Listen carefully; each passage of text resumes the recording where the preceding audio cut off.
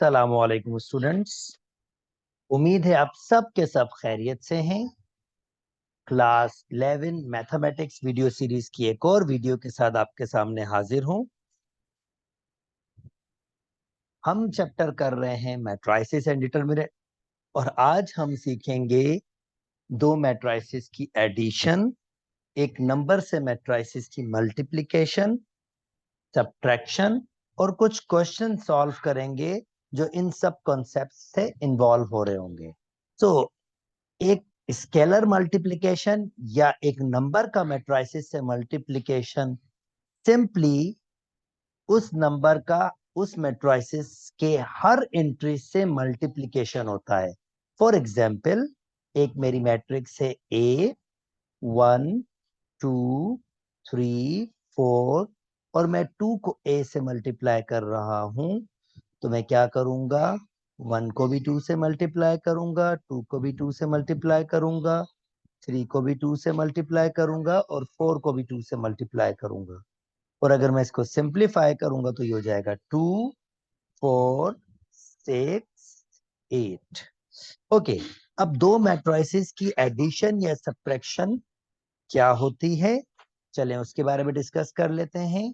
दो मैट्रिसेस की एडिशन का मतलब ये होता है कि दो मैट्रिसेस को कंबाइन करके एक मैट्रिक्स बनाई जाती है।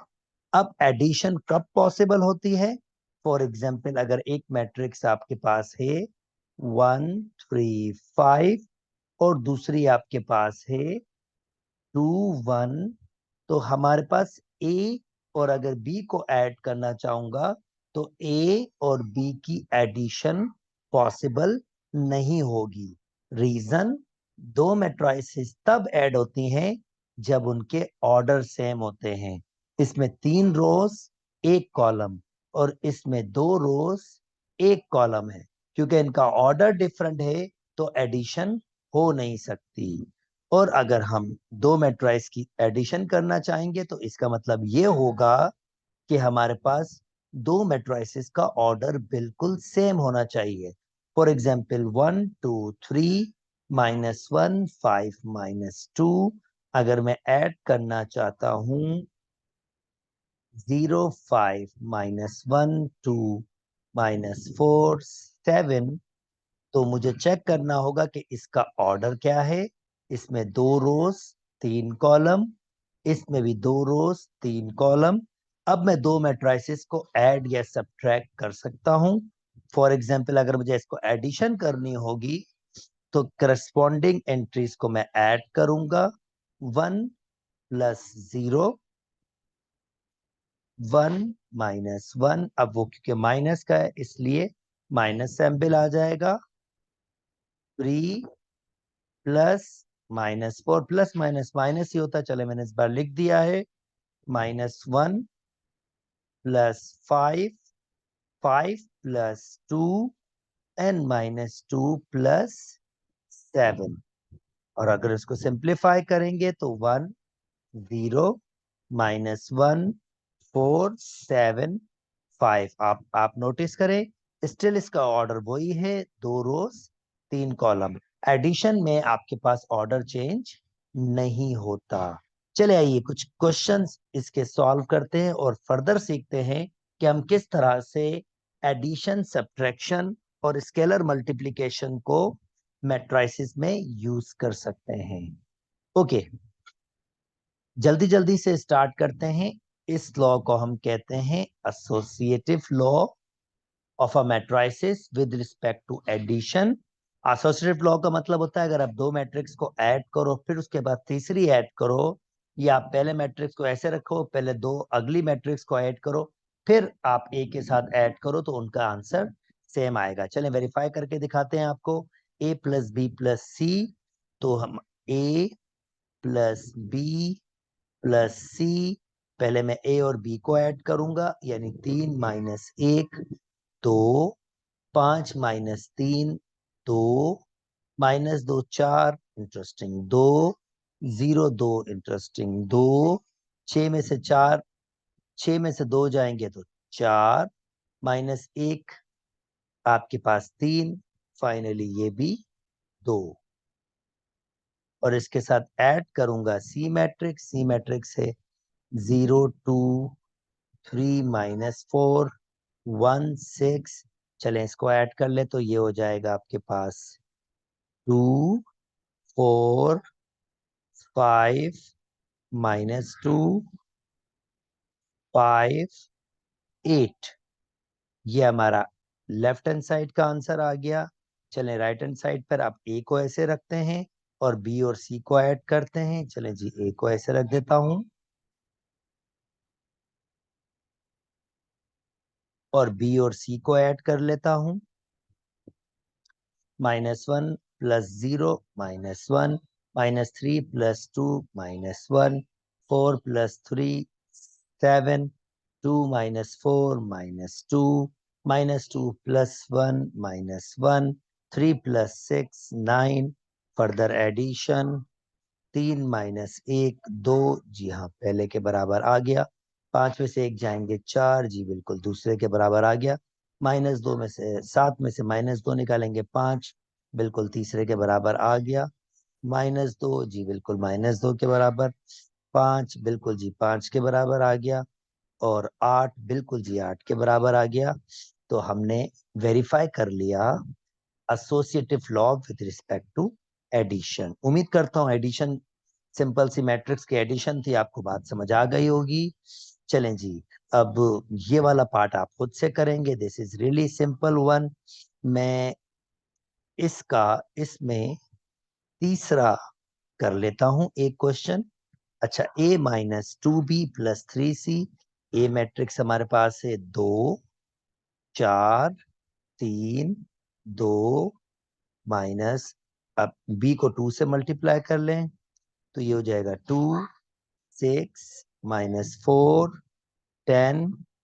और सी 3 को सी से, दैट मीन्स -2 5 3, बल्कि 3 से कर रहे हैं तो ये हो जाएगा -6 15। 3 से करेंगे तो ये हो जाएगा 9 और 12। अब इनको ऐड सब्ट्रैक्ट कर सकते हैं। 2 -2 प्लस माइनस यानी -6। अब चलें पहले दो मैट्रिक्स को ऐड कर लेते हैं। 2 -2 0। 4 -6 -2 3 माइनस माइनस प्लस हो जाएगा +4 7 2 -10 यानी -8। और ऐड करना होगा -6 15 9 12। और जनाब 0 प्लस माइनस यानी -6 तो -6 -2 + 15 यानी कि 13 7 + 9 यानी कि 16 -8 + 12 यानी कि 4। और ये हमने इसका आंसर है। उम्मीद करता हूं दोस्तों आप इसको खुद से वेरीफाई कर सकेंगे, इसको निकाल लेंगे, इसको भी आप खुद से सॉल्व कर लेंगे, इसको भी आप खुद से सॉल्व कर लेंगे, क्योंकि मैंने तरीके आपको सिखा दिए। वीडियो को रोक कर इनको जरूर जरूर जरूर सॉल्व कर लीजिएगा ताकि आप अपने आप को असेस कर सकें कि आपने ठीक किया है या नहीं किया है। चलें जी नेक्स्ट कुछ और क्वेश्चन सॉल्व कर लेते हैं। ओके अब थोड़े से ट्रिकी क्वेश्चन सॉल्व कर लेते हैं दोस्तों। ओ ओके भाई, अगर मैंने एक मैट्रिक्स को 2 से मल्टीप्लाई करके -b किया तो उसका आंसर ये है। एक मैट्रिक्स को मैंने ए मैट्रिक्स को, अब बी मैट्रिक्स को मैंने 2 से मल्टीप्लाई किया और उसमें ए ऐड किया तो आंसर ये आ रहा है। तो मैं पूछ रहा हूँ यार ये ए और बी मैट्रिक्स क्या होंगी। This is really interesting. अब दो मैट्रिक्स इस शक्ल में हैं और हम उसको कैसे फाइंड करेंगे। बिल्कुल सादा। ये जो मेरी पहली मैट्रिक्स है मैं क्या करूंगा, इसको 2 से मल्टीप्लाई करूंगा तो ये हो जाएगा 4A - 2B। दोनों साइड से 2 को मल्टीप्लाई करूंगा तो ये हो जाएगा 12 -12 0 -8 4 2। और फिर मैं क्या करूंगा, इस मैट्रिक्स को ये जो मैंने मल्टीप्लाई किया दोनों को ऐड कर दूंगा। यानी मैं क्या कर रहा हूं, इसको नीचे लिख रहा हूं, ए पहले लिख रहा हूं और 2b बाद में। एडिशन में कोई फर्क पड़ेगा नहीं। और राइट हैंड साइड पे 3 2 5 -2 1 -7। अब अगर मैं इनको ऐड करूंगा तो ये खत्म हो जाएंगे।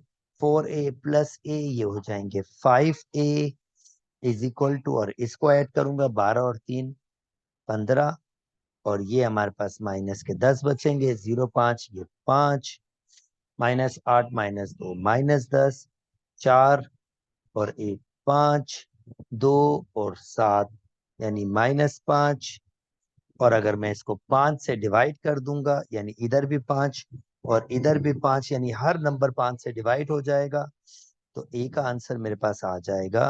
अगर 15 5 से डिवाइड होगा तो 3, ये 2, ये 1, ये -2 1 -1, और ये मेरी ए मैट्रिक्स आ गई है।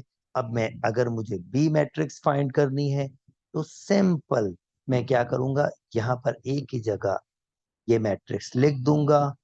यानी मैं इसको कैसे करूंगा, मैं इसको कुछ इस तरह से करूंगा।